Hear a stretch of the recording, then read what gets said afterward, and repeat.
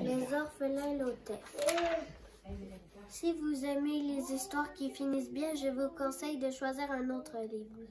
Non seulement il commence mal, mais il finit mal. Tout commence quand les enfants Lotef vont à la plage. Les enfants Lotef étaient un trio. Il y avait Lily, la jeune du trio, et aussi celle qui était la plus talentueuse pour mordiller des objets. Il y avait aussi Arthur. Malgré qu'il ait 12 ans, il était le plus intelligent du trio. Pour finir, il y avait Élise. Élise, malgré qu'elle soit belle, elle était la plus inventrice du trio. Rendus à la plage, les enfants Lotef remarquèrent qu'il faisait nuageux. « Tant mieux, dit Élise. Comme ça, on a la plage toute à nous, dit Arthur, d'une voix joyeuse. Et Lily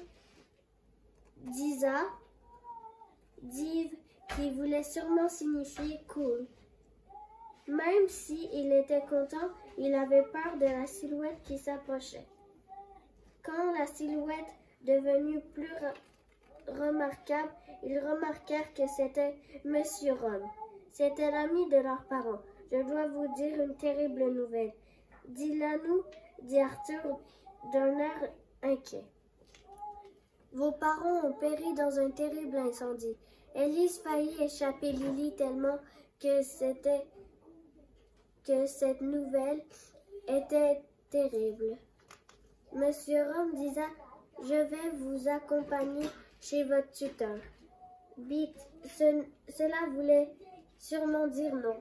Arrivés chez leur tuteur, ils regrettèrent d'avoir suivi Monsieur Rom. Sa maison était délabrée et très grisâtre. Il y avait aussi un œil sur la porte et sur la cheville de leur tuteur. Les enfants, ou devrais-je plutôt dire les orphelins Lotef, étaient très dévastés. Monsieur Rom remercie le tuteur des orphelins Lotef pour les avoir recueillis. Mais du côté des orphelins, il avait vraiment le goût de le frapper au visage et de l'appeler cornichon sauteur. Mais il était trop bien élevé et timide pour le faire. Leur tuteur se présenta. Mon nom est Contevlis. Après s'avoir présenté, il leur mena dans leur chambre. Les orphelins furent encore plus dévastés quand ils entrèrent dans sa maison, délabrée.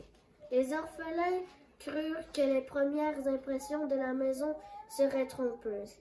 Mais non, plutôt on aurait dit que la maison serait la collision de deux astéroïdes. L'endroit qu'ils trouvaient le plus désastreux était le salon, à cause qu'il y avait des bouteilles de vin par terre, des tasses de café renversées, des assiettes cassées et pour finir, le canapé était déchiré. Quand ils arrivèrent à leur chambre, ils étaient choqués de voir un plafond de rocher et un seul lit pour 3, avec un matelas cabosseux pour le tout, un plancher humide.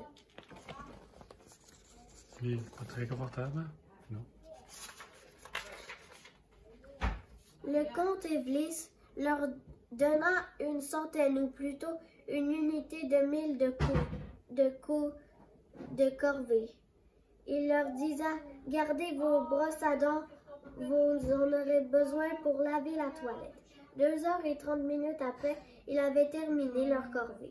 Mais le comte Evlis se pointa vers eux et leur disait, je vois que vous avez terminé vos corvées. Maintenant, vous allez préparer un souper pour ma troupe qui sera servi à 16h20. Alors vous faites du théâtre, répondit Arthur. Les orphelins ne savaient pas faire de la cuisine, alors ils cherchèrent un livre de cuisine. mais aucun livre de cuisine. Arthur monta sur un banc et ouvrit l'armoire la plus grosse. Elle était collée avec du scotch et pas très solide. Ouais, attends, je l'ai pas vu. Ah, ok. Par chance, il trouva un grand livre de cuisine qui était très poussiéreux. Ils ouvrirent le livre à la page des pâtes postiquées et ils commencèrent à lire. D'abord, ils lisèrent les ingrédients pour la recette. Il faut des pâtes, du miel, des légumes et du fromage. Ah oui. Chapitre 2. Ils préparèrent les pâtes. Oh non, s'écria Arthur. Il est 16h19. Il devait se dépêcher pour servir les pâtes.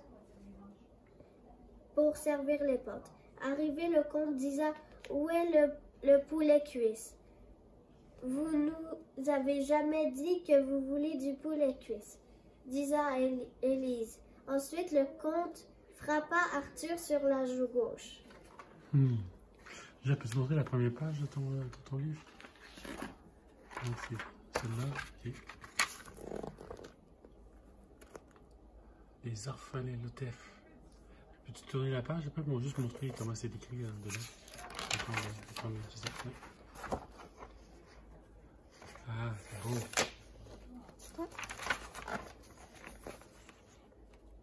Okay.